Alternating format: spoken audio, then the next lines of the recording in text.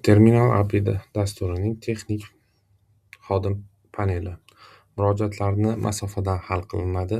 Loglar, tashkilot bo'yicha filtrlar kuzatish imkoniyati, tashkilotlarni kamera integratsiyasini boshqarish imkoniyati mavjud.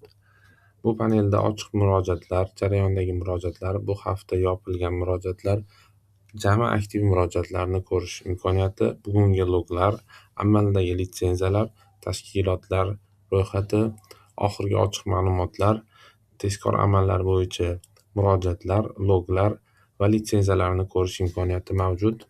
Litsenziyalar menyusida tashkilotlar va ularning litsenziyasi tugashiga necha kun qolgani va integratsiya sozlamalari menyusi bor.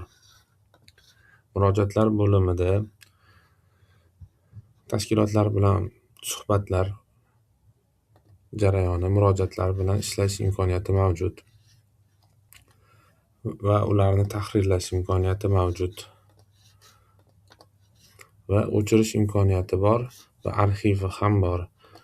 Agar sizda qandaydir so'rov bo'lsa, masalan,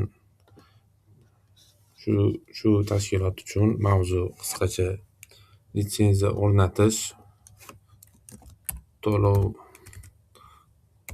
to'lovni amalga oshiring, keyin